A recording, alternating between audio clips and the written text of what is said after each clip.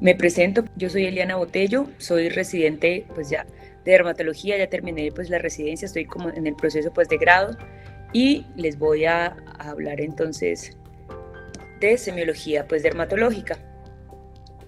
Vamos a aprender entonces a cómo describir lesiones en la piel. Tenemos que cuando nos enfrentamos ante un paciente o nos encontramos más bien ante un paciente con lesiones en la piel, pueden pasar dos cosas. Uno, que sean hallazgos incidentales en individuos sanos sin consecuencias para la salud, como nevus, como elastosis actínica, o que sea también un hallazgo incidental, pero que estas lesiones tengan consecuencias en la salud del paciente y en la vida del paciente, como son los melanomas o, por ejemplo, los carcinomas vasocelulares. También bueno, más bien por esta razón, aprender de semiología dermatológica es importante porque todo médico debería ser capaz de identificar las lesiones banales con el fin de diferenciarlas de lesiones asintomáticas importantes que impacten en la vida del paciente. Lo otro que puede suceder cuando estamos frente a un paciente y le revisamos la piel es que las alteraciones de la piel sean el motivo de consulta. Pueden ser lesiones banales como una queratosis seborreica, que es la imagen de la izquierda que vemos, o pueden ser signos de enfermedades serias en los pacientes, como el lupus, la erisipela, la Stevens-Johnson y gran cantidad de enfermedades que se pueden manifestar en la piel, que incluso también pueden ser manifestaciones de enfermedades pues, sistémicas. Vamos entonces a aprender a leer la piel. Aprender a leer la piel entonces es como pues leer un texto. Las lesiones básicas de la piel van a ser como las letras del alfabeto y en la medida en que nosotros les vamos a dar más y más y más y más características como la forma, el color, los bordes, vamos a dar lugares a las palabras, a las frases y a los párrafos, por decirlo pues de alguna manera.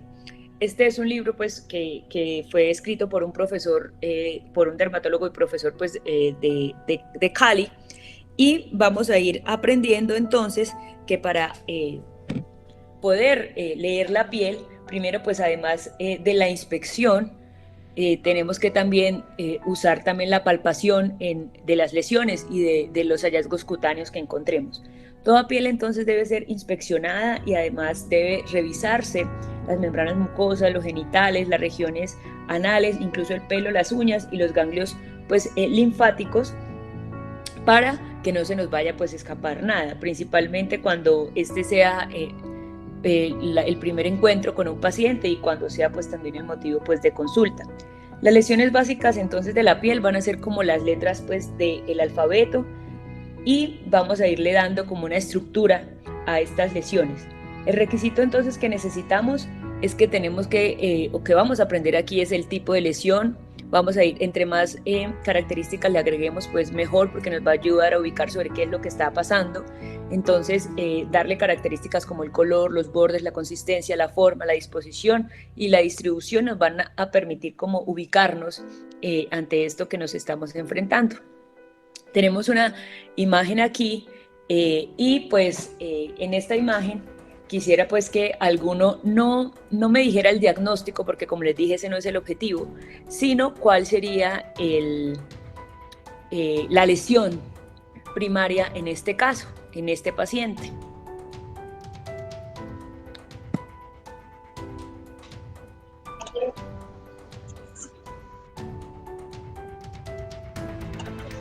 Doc, pues en este caso sería una placa de base eritematosa con escama grisácea, pero pues lo principal sería una placa.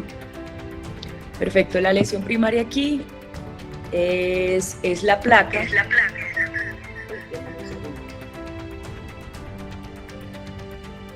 La lesión primaria aquí entonces sería la placa. Y vamos a ir viendo también que entre más describamos, pues va a ser muchísimo mejor.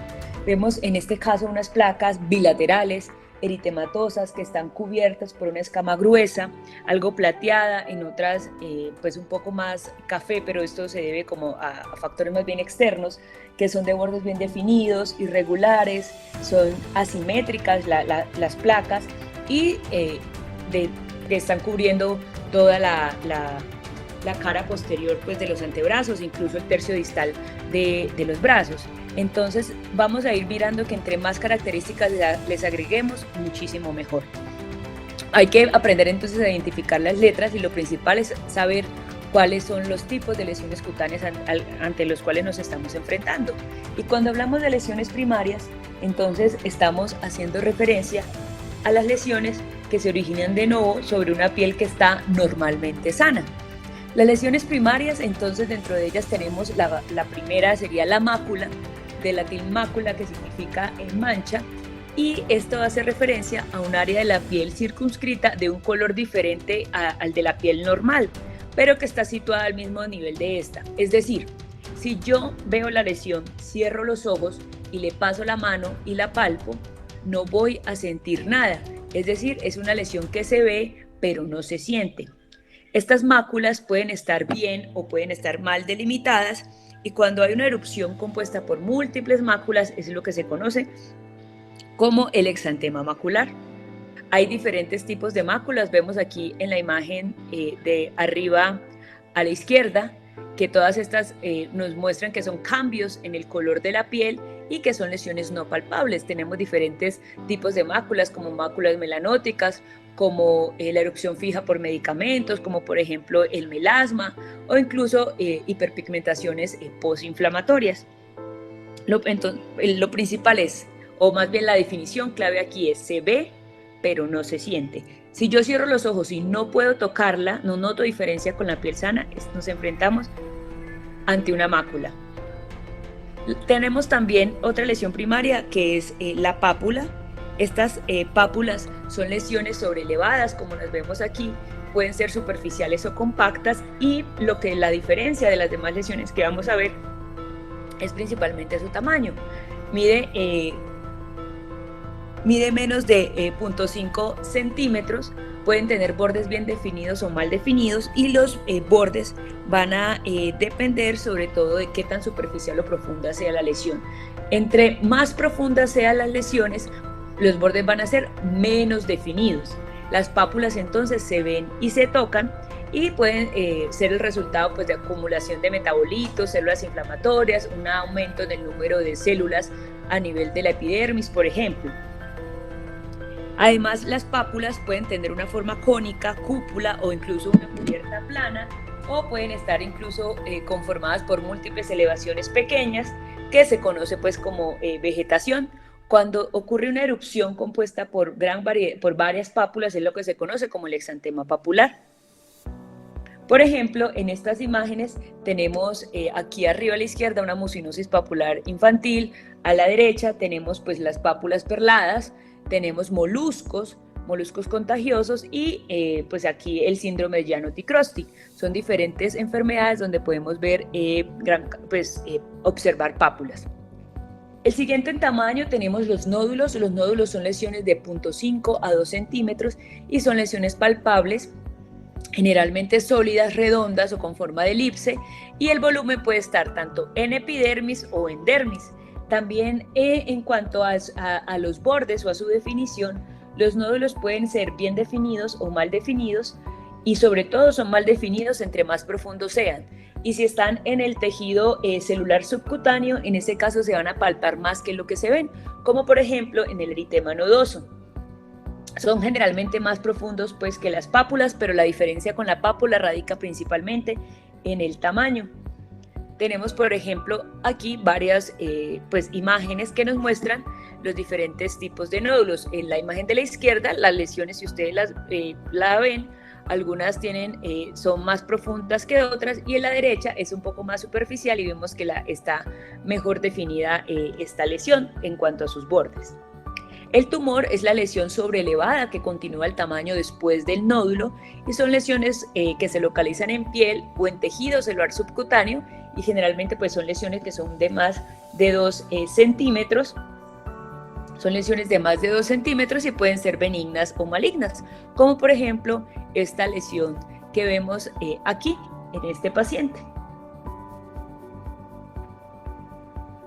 Eso en cuanto a las lesiones que son cuyo diámetro vertical generalmente es mayor que el horizontal, son lesiones sobrelevadas. En cuanto a tamaño tenemos pápula, nódulo y tumor. Ahora, cuando nos enfrentamos o tenemos más bien una lesión sobreelevada, cuyo eje horizontal tiende a ser mucho mayor que el vertical cuando se palpa, estamos hablando pues de una placa.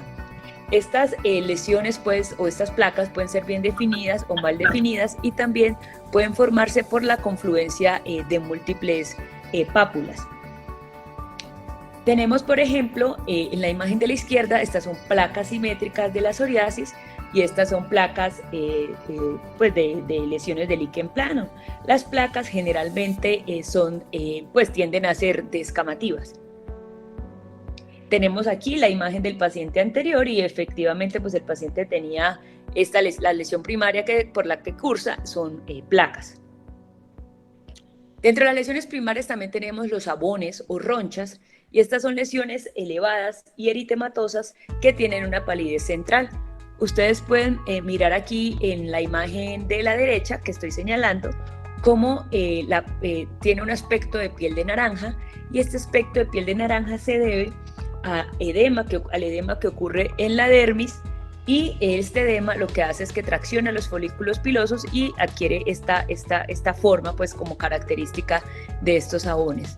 Los abones pues también son superficiales, son transitorios, pueden ser de color blanco, pues a rosa o rojo pálido y son comprimibles y evanescentes, aparecen en pocos minutos y su principal característica es que desaparecen en menos de 24 horas. Pueden ser de tamaños variables desde milímetros a centímetros y confluir formando lesiones más grandes.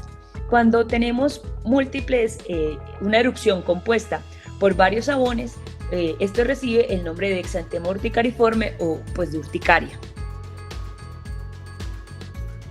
Aquí les estoy mostrando pues diferentes lesiones donde hay estos diferentes pacientes donde hay estos exantemas urticariformes. Ahora, una pregunta. ¿Saben ustedes pues la diferencia entre esta lesión y esta lesión? ¿Cuál creen que sería pues la diferencia entre estas tres?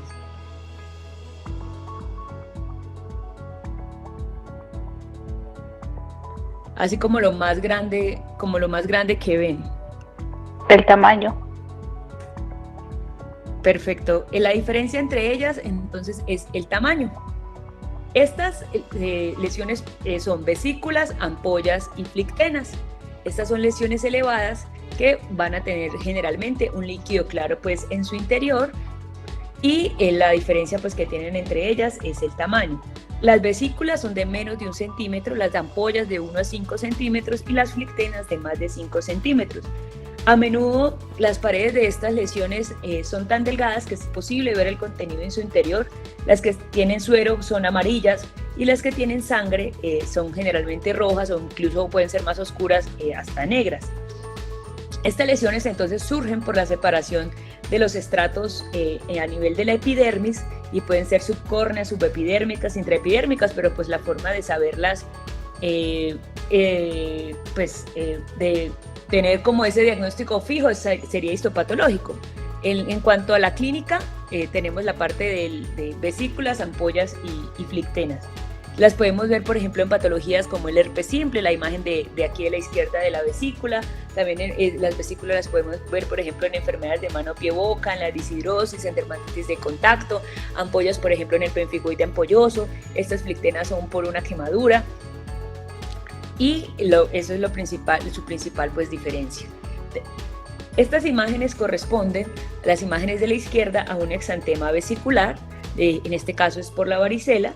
Es un rash compuesto por gran cantidad de vesículas y este es un exantema pues ampolloso que está compuesto pues por múltiples ampollas y este es un paciente con pemfigoide ampolloso. Cuando el contenido ya no es líquido, seroso o hemorrágico, sino purulento, nos enfrentamos y miden menos de 1 centímetro, estamos ante las pústulas. Estas pústulas son lesiones sobreelevadas, como vemos aquí en la imagen, con contenido purulento en su interior y este contenido purulento está formado por células inflamatorias, generalmente polimorfonucleares neutrófilos y por detritus. No siempre una pústula indica infección y cuando están asociadas a procesos infecciosos, entonces en el contenido pues van a haber microorganismos. Pueden tener formas de cúpulas concéntricas y también pueden estar muy frecuentemente asociadas pues, a folículos pilosos Cuando esto sucede, pues el pelo va a ver, el tallo piloso va a atravesar la pústula. Tenemos, por ejemplo, arriba a la derecha una pustulosis exantemática aguda generalizada. Estas son pústulas asépticas. Abajo aquí a la izquierda tenemos una psoriasis pustulosa, que también son pústulas asépticas, y aquí abajo a la derecha tenemos una foliculitis, cuya causa es infecciosa. Entonces, pústulas, como vemos, no es igual a infección. Todo depende del contexto y pues del paciente, del cuadro del paciente. Si las lesiones de contenido purulento miden más de 1 centímetro, estas lesiones son circunscritas, elevadas, nos enfrentamos ante, o estamos más bien ante un absceso. Estas generalmente tienen componentes mucho más profundos y pueden ser bien o mal definidos. Como por ejemplo estas dos imágenes que tenemos aquí. Vemos que su tamaño es mucho mayor que el de las pústulas, incluso las lesiones son mucho más profundas. Esas son las principales lesiones primarias. Ahora vamos a ver pues las lesiones secundarias.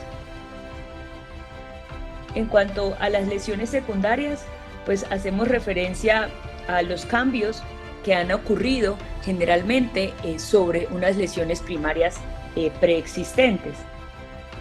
Tenemos las escamas.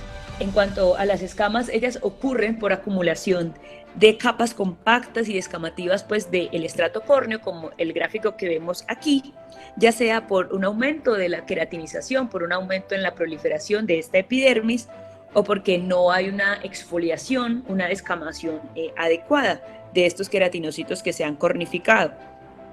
Como por ejemplo, tenemos arriba a la izquierda psoriasis, donde las escamas son más plateadas, dermatitis seborreicas, donde las escamas son más grasosas y amarillentas, pero también las escamas pueden ser finas y pulvurulentas, como en la pitiriasis alba, o incluso pueden ser grandes y adherentes, como las ictiosis, como por ejemplo en la ictiosis lamelar. Las costras, y es muy importante porque generalmente es común observar que las personas tienden a confundir escamas con costras, sobre todo cuando hacen pues las descripciones dermatológicas. La escama, ya vimos que es este proceso por acumulación de estos corneocitos, de este estrato córneo que se compacta, y en cambio la costra es el resultado de la desecación de diferentes exudados y trasudados cutáneos que se presentan en gran cantidad de patologías de la piel. Entonces, por ejemplo, una lesión que sea húmeda, que libere suero, ese suero se va a terminar secando y se va a convertir en una costra. La costra puede tener detritus, puede contener suero, pues como vemos, bacterias, restos de medicamentos, etcétera, y el color va a variar dependiendo pues de su composición. Por ejemplo, aquí vemos, esta es una imagen de un impétigo contagioso en un paciente pues, de 6 meses. Vemos erosiones aquí arriba y estas son costras resultados de la desecación de estos exudados y trasudados del suero de este paciente, de las lesiones pues, del suero que han eliminado las lesiones de este paciente. Entonces hay que tenerlo muy claro porque esa es como una de las principales confusiones que tenemos cuando hacemos estas descripciones de lesiones en la piel. Otra lesión secundaria es la fisura. Esta se caracteriza por ser una grieta lineal en la piel, como la vemos aquí, como la vemos en estos dos ejemplos. Usualmente las fisuras son dolorosas y son asociadas a cerosis o a hiperkeratosis. Es muy frecuente verlas, por ejemplo, en dermatitis de contacto alérgicas de las manos. Las excoriaciones, estas son una pérdida de la continuidad de la piel, pero lo que la caracteriza es que son autoinfligidas, es decir, son causadas por rascarse, por frotarse o incluso por restregar la superficie cutánea. Es el paciente el que la está causando. En cambio, las fisuras ocurren pues espontáneamente debido pues a este proceso de cerosis, de hiperkeratosis, de inflamación que está ocurriendo en esta piel. Y en la excoriación el mismo paciente es el que se las provoca. Incluso se ha denominado que es como arrancarse pequeños pedazos de la piel cuando el paciente, pues, por ejemplo, se rasca. Suelen tener una coloración roja oscura y un pequeño halo eritematoso. Vemos aquí, este es un paciente con una dermatitis atópica y con excoriaciones secundarias por el rascado. Las erosiones son pérdida de la epidermis. Vemos aquí que en este gráfico solo está afectando la epidermis, no estamos llegando hasta dermis, ni siquiera hasta tejido celular subcutáneo, porque si esto pasara estaríamos hablando de otro tipo de lesión secundaria. Entonces, erosión es la pérdida de la epidermis, ya sea parcial o de forma completa, y debido a que no afecta ni dermis ni tejido celular subcutáneo, entonces no se van a producir cicatrices. Se observan, por ejemplo, en traumatismos leves, como aquí en esta palma de la mano que vemos, o, por ejemplo, en vesículas o ampollas que se rompen y cuando pierden la epidermis que estaba cubriendo o que conformaba esa vesícula o esa ampolla, deja la lesión secundaria que sería la erosión. Y recordemos pues que no dejan cicatrices. Su contraparte sería la úlcera. Esta se caracteriza porque es una pérdida de continuidad de la piel, pero vemos que además de afectar la epidermis, está afectando la dermis e incluso puede llegar a dermis, a tejido celular subcutáneo o a hueso, pues según la profundidad y según la patología. Pero entonces la definimos como una pérdida de la continuidad de la piel, donde existe una solución de continuidad, una comunicación entre esta epidermis y esta dermis con diferentes grados de profundidad y pérdida de la sustancia. Vemos aquí, por ejemplo, pues, que estas lesiones son mucho más profundas y como afecta a la dermis, van a generar o van a curar dejando cicatrices. La siguiente lesión secundaria es la atrofia. La atrofia se caracteriza porque puede haber un adelgazamiento ya sea de la epidermis, de la dermis o del tejido celular subcutáneo y secundariamente se va a producir un hundimiento o una depresión en la piel. Se van, por ejemplo, en esta imagen, que es una atrofia cutánea que se produce sobre todo o que observamos comúnmente en los pacientes pues, ancianos, vamos a ver que hay una pérdida de las marcas normales de la piel y se forman arrugas cuando se somete esta piel a una presión pues, lateral o un pellizco y vemos como la piel también queda como adherida formando estas arrugas pues, que son momentáneas. Cuando hay una atrofia, por ejemplo, de la dermis, la piel, la epidermis pues no va a estar comprometida, digamos que se va a ver sana, pero sí se va a ver como un hundimiento localizado, una depresión. Vemos aquí en este gráfico cómo pues lo que les había explicado, que se puede afectar ya sea la epidermis, la dermis o incluso la grasa. Por ejemplo, tenemos en esta imagen correspondería por ejemplo a netodermias, hiperplasias dérmicas focales o por ejemplo cuando podemos ver atrofias secundarias a pérdida de grasa debido a las inyecciones de esteroides o pueden haber lipoatrofias debido a paniculitis. El quiste es un saco o bolsa con líquido viscoso. Este líquido se produce en las paredes del saco y cuando se palpa da una sensación de renitencia. La renitencia es esa sensación como cuando uno coge un globo con agua, un globo lleno de agua y lo palpa, es esa sensación de líquido que se obtiene a la palpación digital. Como por ejemplo en esta imagen que es un quiste mucinoso. La cicatriz, y es muy importante entender esto, primero la piel nuestra no se regenera, sino que cuando ocurre un daño en la piel se va a reparar, sustituyendo o arreglando ese daño a través de tejido fibroso y por tanto no va a tener las mismas características que tenía cuando era una piel sana. Entonces la cicatriz es la sustitución por tejido fibroso de ese defecto, de ese daño que ocurrió en la piel y es la forma como nosotros reparamos, fisiológica como reparamos los tejidos. Las cicatrices pueden ser hipertróficas y duras o pueden ser, por ejemplo, atróficas y suaves como estas cicatrices de acné. Y además, inicialmente ellas pueden ser rosadas, violáceas, y cuando ya son cicatrices, que ya en etapas más avanzadas son blancas, brillantes e incluso escleróticas en la medida que ese rojo, ese rosado se va desvaneciendo.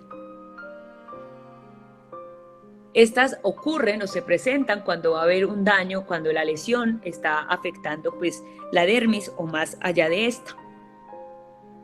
La liquenificación, este es un engrosamiento de la epidermis con exageración de las líneas cutáneas, con exageración de estas líneas cutáneas.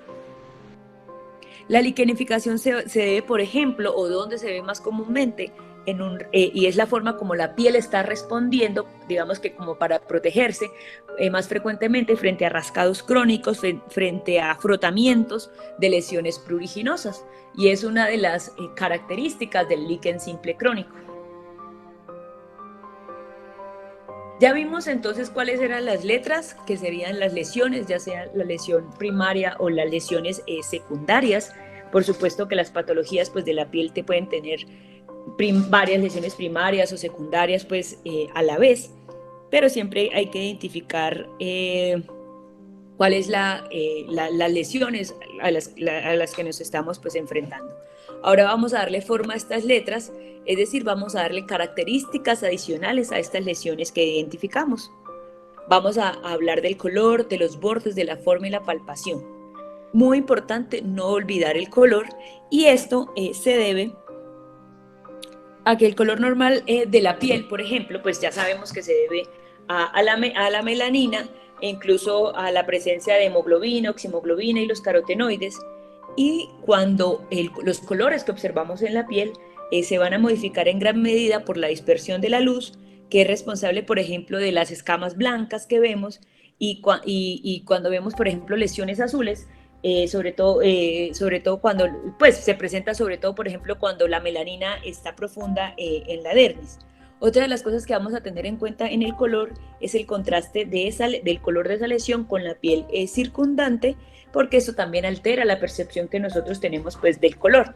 ¿Por qué es importante el color? Por ejemplo, si estamos frente a un color negro completamente, entonces dentro de las cosas que tenemos que pensar puede ser de origen melánico por melanina o puede que sea por un origen no melánico o puede que tenga un origen externo. Si estamos ante un pigmento no melánico, por ejemplo, vamos a como aprender las alertas, bueno, porque estamos ante muy seguramente necrosis de la piel, ya sea por vasculitis, trombosis, émbolos, bueno, escaras.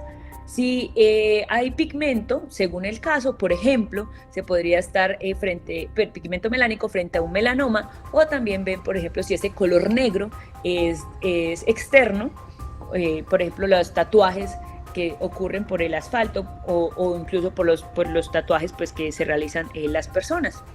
Color, por ejemplo, rojo, o que sería lo que se conoce como eritematoso, por ejemplo, están en las exantemas virales, cualquier cosa que produzca vasodilatación, en dermatitis, en psoriasis. Vamos a ver cómo los colores nos van a ir acercando también a las patologías. Los colores blancos, entonces, bueno, en los colores blancos, por ejemplo, en una zona, pues nos pueden estar hablando, por ejemplo, del vitiligo, es decir, ¿qué pasa ahí con ese color blanco? ¿Hay ausencia de los melanocitos o de la melanina? ¿O es un color blanco por una cicatriz? ¿O un vasoespasmo como el fenómeno de Raynaud? ¿O por depósitos como, por ejemplo, que vemos en esta imagen de la calcinosis cutis? Color verde, ¿qué nos produce colores verdes? Las infecciones por pseudomonas, por ejemplo, nos producen los tatuajes, los cloromas, y vamos a pensar, bueno, estamos ante un proceso infeccioso, como es ese caso, o color externo, como en el caso de los tatuajes. Los colores naranjas, los colores salmones, por ejemplo, son muy llamativos y característicos de la pitiriasis rubra pilaris. Los colores amarillos, cuando estamos frente a un color amarillo o casi naranja, entonces pensar, bueno, pueden ser por lípidos, pueden ser producto, por ejemplo, de carotenemias, pueden ser productos de alteraciones a nivel más profundos, como por ejemplo las necrobiosis lipoídicas, y vemos cómo hay enfermedades cuyo color las caracteriza. Por ejemplo, el azul.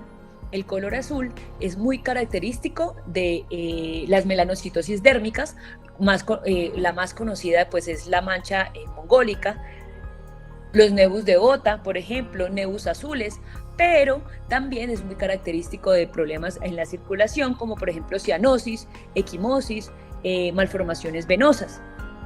El color café, por ejemplo, lo tenemos si son lesiones pues pigmentadas, como las lentigines, queratosis seborreicas, los melasmas, las fitofotodermatosis, como esta imagen que vemos aquí, donde la paciente pues tuvo el jugo de limón, que pues tocó la piel, tenía el jugo de limón en las manos, tocó la piel y deja esta pigmentación café característica con este patrón de los dedos de la paciente. Por ejemplo, los colores grises, entonces tenemos tatuajes traumáticos, o por ejemplo la argiria, tenemos también que pueden ser por hiperpigmentaciones postinflamatorias, y los colores púrpuras, vamos a verlos por ejemplo en las vasculitis, en los líquen planos, en los linfomas, entonces en ciertas patologías. Vemos cómo estas presencias de estos colores pues nos van a orientar también a las enfermedades. Muy importante ver si el color se modifica, por ejemplo, con la palpación. Porque, por ejemplo, en el caso de las púrpuras, cuando usted palpa la lesión, el color no desaparece porque hay extravasación de eritrocitos. En cambio, en lesiones, por ejemplo, por vasodilatación, usted al palpar la lesión o hacerle más bien digitopresión y retira el dedo, ve cómo palidece, porque lo que hizo fue pues ocluir ese vaso que estaba dilatado, pero rápidamente ven cómo vuelve nuevamente a recuperarse el color. Hay que tener en cuenta también el fototipo. Los fototipos más altos van a tener también, pues más bien las lesiones van a ser un poco diferentes, porque y pueden estar pues modificadas. Por ejemplo, la púrpura en los fototipos altos puede ser difícil de detectar, porque pueden ser estas púrpuras que se ven como más violáceas en fototipos más bajos. En fototipos altos incluso podrían ser de color negros. Vemos aquí, por ejemplo, una cicatriz queloide que está hiperpigmentada y no tiene ese color como eritematoso o un poco violáceo que suelen tener en los fototipos más bajos. También en los casos de fototipos altos, la hipopigmentación o hiperpigmentación postinflamatoria son muchísimo más intensas que en las pieles más claras, e incluso el eritema pues no se va a ver tan rojo, tiende a ser no se va a ver rojo, tiende a ser más oscuro. Entonces hay que tener en cuenta esa parte. Otras de las consideraciones entonces son que para seguir describiendo las lesiones son los bordes. Sí, hay que hacerse la siguiente pregunta: ¿usted puede delinear esa lesión con un lápiz? Si yo, por ejemplo, veo esta lesión, este círculo, y le doy y me voy con el lápiz, puedo delinearlo completamente como lo puedo hacer aquí, entonces estamos hablando de bordes bien definidos. Si son bordes más difuminados, donde usted no sabe en qué punto termina la lesión y en qué punto exacto inicia la piel está sana, son bordes mal definidos. También tenemos bordes regulares e irregulares. Se hace referencia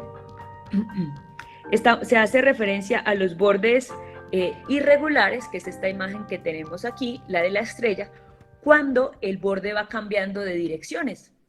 Por eso puse pues la estrella, no porque haga referencia a que un borde regular tenga forma de estrella, no, sino porque al usted ir delineando los bordes, vemos cómo seguía una dirección, de repente cambia, ahora coge otra dirección. Entonces los bordes irregulares son esos bordes que cambian de direcciones, y los bordes regulares son los que generalmente siguen una misma dirección.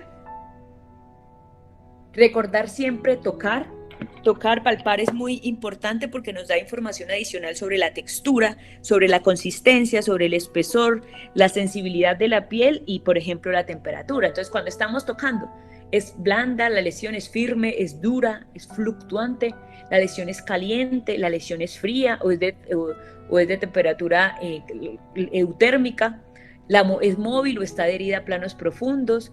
La lesión es hasta dónde llega la lesión, solo la palpo superficial, entonces muy seguramente el problema está en la epidermis o endermis, o si la palpo muy profunda, entonces la lesión es subcutánea. ¿Qué pasa con los cambios en la coloración cuando hago presión sobre esa piel? Que era lo que yo les decía de la digitopresión. ¿Tiene algún signo característico? Como por ejemplo cuando hago presión lateral sobre un dermatofibroma que me forma el signo del ojal, y que prácticamente aquí ya me está dando el diagnóstico de esta lesión en la piel, y ya podemos tranquilizar al paciente que no se trata pues de algo malo. Entonces muy muy muy importante también palpar. Y si yo no estoy seguro de que lo que el paciente tiene es un proceso infeccioso o no, pues lo más recomendable es hacerlo pues con guantes. Sigamos entonces formando pues nuestra lectura, y para formar las oraciones y comprender el texto, para leer la piel, entonces debemos darle más características como el número, patrón, la confluencia y dónde están localizadas. En cuanto al patrón, este se refiere a la forma, a la configuración o a la distribución pues, de las lesiones. El patrón anular es un patrón en forma de anillo, y lo que implica es que el borde de la lesión, como la vemos aquí, difiere del centro, ya sea porque el borde es elevado o porque el borde es escamoso o porque tiene un color diferente, como por ejemplo en esta tiña corporis de la imagen que estoy de la derecha. También se pueden ver, por ejemplo, en los granulomas anulares, en los eritemas anulares centrífugos, y tiene esta forma de anillo. El patrón numular hace referencia a lesiones redondas en formas de monedas o en formas de disco, pero vemos que acá está completamente relleno, es decir, el borde no está diferente al centro como sí estaba en este patrón anular. Generalmente entonces tiene una morfología uniforme desde los bordes hasta el centro, y lo podemos ver como en esta imagen en el eczema numular, pero también lo podemos ver en la psoriasis en placas, podemos ver este patrón también, por ejemplo, en el lupus discoide.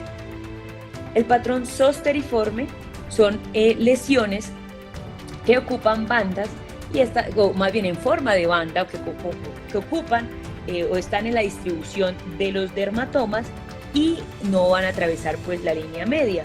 Generalmente pues el ejemplo más típico es el herpes zóster, como las imágenes que vemos aquí. El patrón serpiginoso hace referencia a una forma pues de serpentina o similar a una serpiente,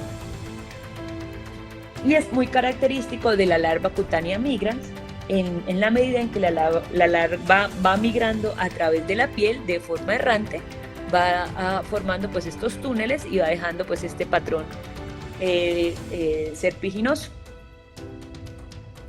El patrón lineal es un patrón parecido a una línea recta que a menudo pues nos va a alertar sobre que ha ocurrido, por ejemplo, un contactante externo, o que también puede ser un fenómeno de Koepner en respuesta pues al rascado, o puede deberse a una sola lesión, como por ejemplo en los casos de las dermatitis por hiedras venenosas, pigmentaciones por bleomicina o la disposición de múltiples lesiones, como vemos aquí. Esta es una picadura, pues estas son picaduras por pulgas.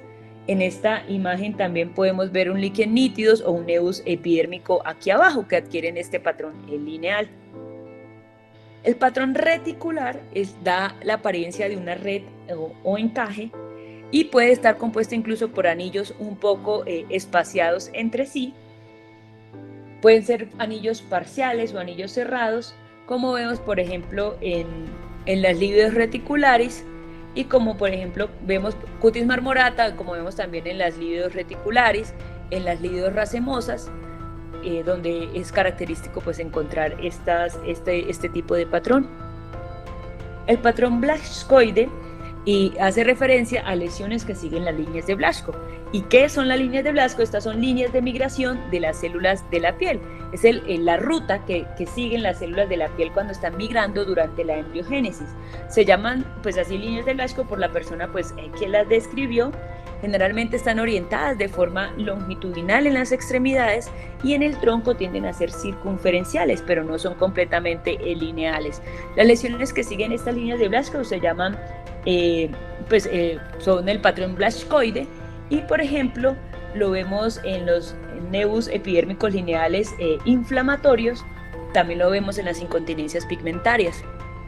El patrón en espiral hace referencia a que se encuentran dos colores distintos, como vemos aquí, dos colores distintos intercalados en un patrón ondulado. Generalmente se observan en trastornos de mosaicismos, como por ejemplo incontinencia pigmentarias, hipomelanosis de hito, también hipomelanosis nevoides, y lo que las caracteriza es esos dos colores que tienen esa ondulación. El patrón en diana o targetoide similar a la diana o similar a un objetivo, se define porque presenta al menos 3 zonas distintas. Vemos aquí entonces una zona eritematosa más externa, luego vemos un halo blanco y luego vemos un centro también eritematoso. Este centro puede ser plano o puede ser incluso papular. El ejemplo más característico de estas lesiones son el eritema multiforme. El patrón arciforme se caracteriza porque las lesiones tienen forma de arco, como esta que vemos aquí, y es el resultado, pues, digamos, pues, que es un anillo incompleto que no se alcanza a cerrar, y se puede ver, por ejemplo, en las urticarias o se pueden ver en el lupus eritematoso cutáneo subagudo. Los patrones policíclicos hacen referencia, o se forman más bien, perdón, a partir de círculos de anillos o de anillos incompletos que se van fusionando. Por ejemplo, aquí vemos un patrón arciforme. Aquí vemos, por ejemplo, si viéramos solo esta lesión, aquí esta lesión tiene forma de arco. Vemos aquí, por ejemplo, una lesión en forma de anillo anular, pero están coalesciendo estas lesiones de anillos, estas lesiones arciformes, y todo esto conforman el patrón policíclico.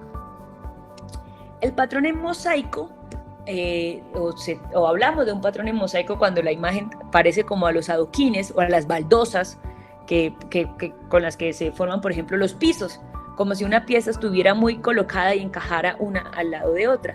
El ejemplo más común son las verrugas, estas verrugas en mosaico que generalmente ocurren a nivel palmar o plantar. También puede ocurrir que no haya un patrón característico, sino que el patrón lo dé según el caso y según lo que haya ocurrido. Por ejemplo, esto es un eritema fototóxico inducido por medicamentos. ¿Y cuál es el patrón aquí? Tiene la forma de la sandalia de la paciente, en la cual la paciente, pues, las zonas que estuvo protegida por el calzado no tienen ningún tipo de lesión, y las que estuvo expuestas, pues sí generó el eritema fototóxico. En cuanto a la agrupación, también es muy importante mencionar, entonces recordemos que entre más características demos va a ser mucho mejor. Las lesiones pueden ser de 2 tipos, o pueden ser agrupadas, como ocurre, por ejemplo, en la reactivación del virus del herpes simple, que son vesículas agrupadas sobre una base eritematosa, que también puede ocurrir en las picaduras, pues, de artrópodos, y son lesiones, pues, que se disponen así en conjunto en un área pequeña. O también las lesiones pueden ser dispersas, que están distribuidas, pues, de forma irregular y generalmente pueden ser generalizadas en una zona, por ejemplo, o estar dispersas a nivel, pues, del tronco y unas en extremidades, etc. Otras cosas que nosotros debemos tener en cuenta son el diagnóstico topográfico. Este se refiere a la localización y distribución en la superficie corporal de las lesiones. Y es muy importante porque hay lesiones que son, pues, específicas del sitio anatómico del cual estoy hablando. Por ejemplo, las ITS.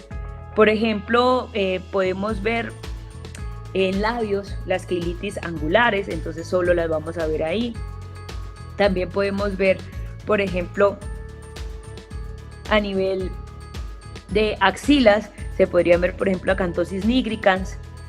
Podemos ver, por ejemplo, las pecas de la neurofibromatosis. Por ejemplo, a nivel de párpados, hidrocistomas, carcinomas sebáceos, los perioculares. Por ejemplo, podemos ver también en zonas fotoexpuestas, que es muy importante, entonces, lesiones de carcinoma escamocelular, aunque pues no serían las únicas localizaciones, pero sí, según la zona, esto nos acerca a ver dónde es que o qué patología, ante qué patología nos podríamos estar enfrentando. La distribución, por ejemplo, en zonas seborreicas, que son distribuciones del acné, y así llegar como al diagnóstico. Es muy importante entonces, o son más bien muy importantes estos factores anatómicos, porque nos ayudan a acercarnos a la patología.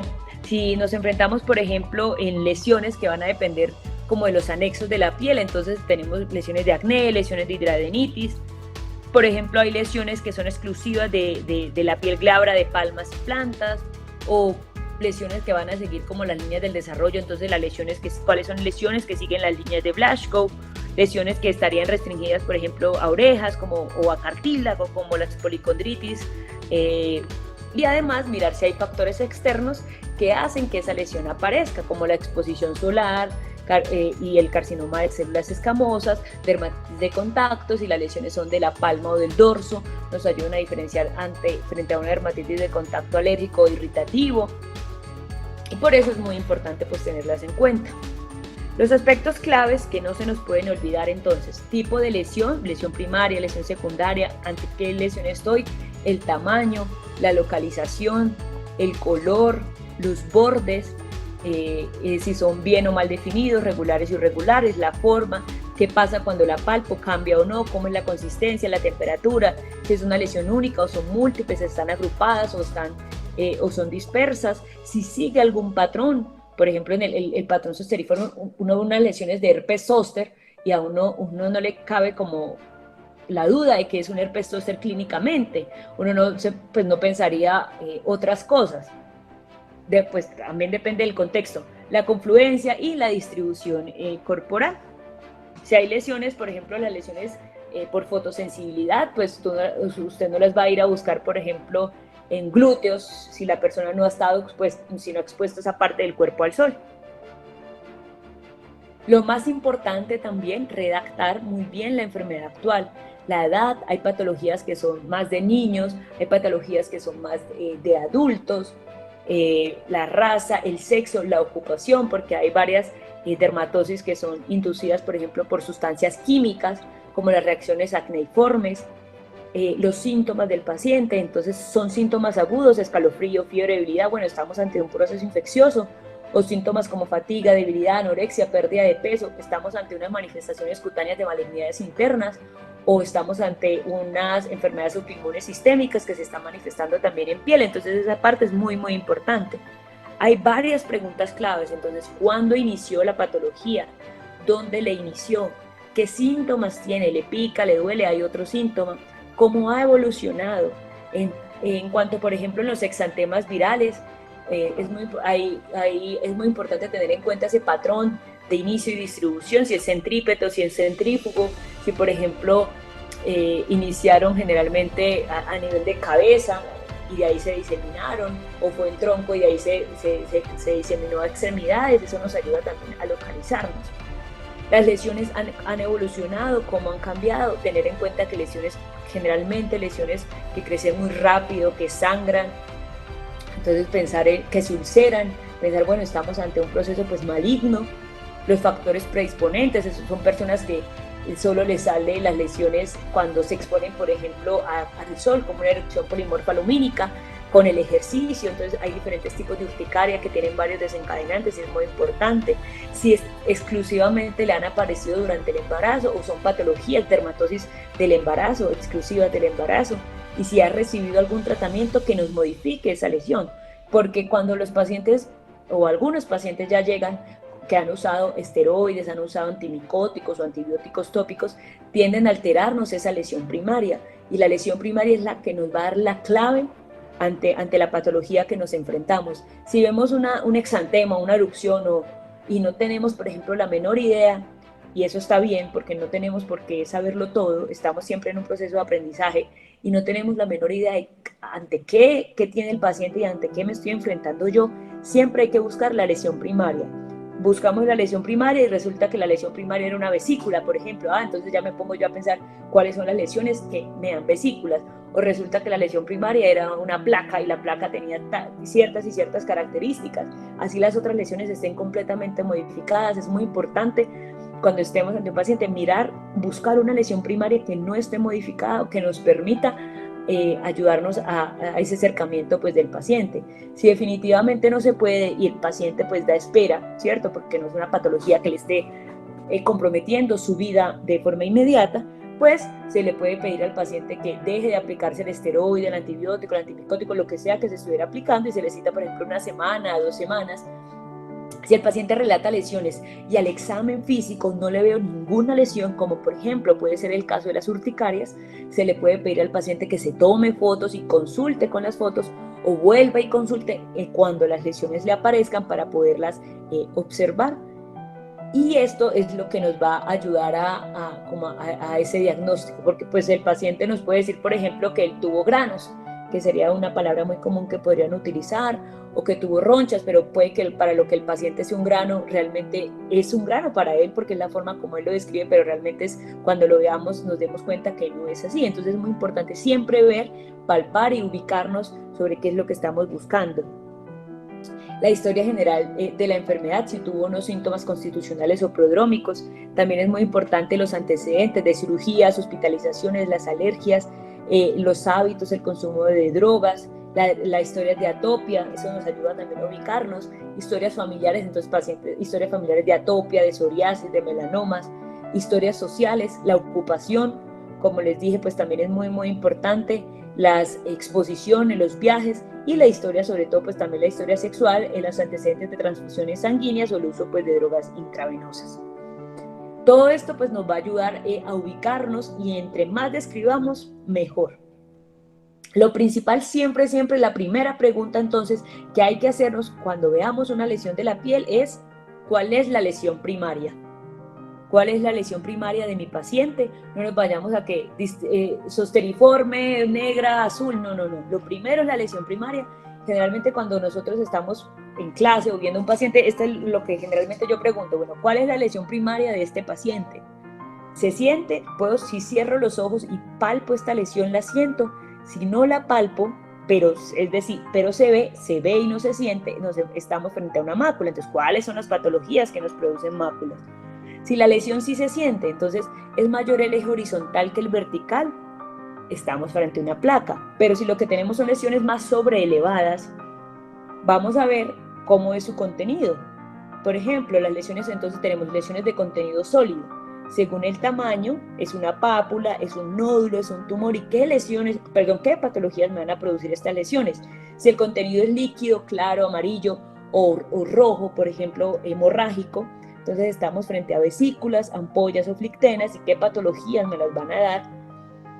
O si el contenido es purulento y según el tamaño, entonces estamos frente a pústulas o abscesos. O también podemos tener lesiones en diferentes estadios, como por ejemplo en la varicela, que empiezan con una mácula, luego viene una pápula, se convierten después posteriormente en vesículas con una costra central y luego viene la cicatriz. Entonces es muy importante tener esto presente. Por ejemplo, las lesiones del acné. Las lesiones de acné que tienen pápulas, que tienen pústulas, que tienen comedones. Los comedones también son otro tipo de lesión primaria, pero cuando ustedes ven el acné, ustedes nunca ven vesículas en un acné, ¿cierto?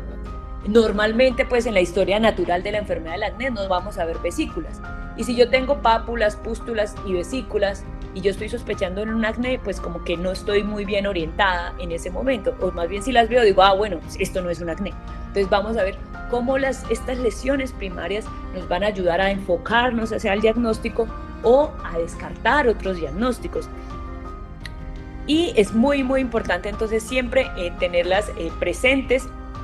Ojo cuando describan las lesiones, entre más les describan mejor.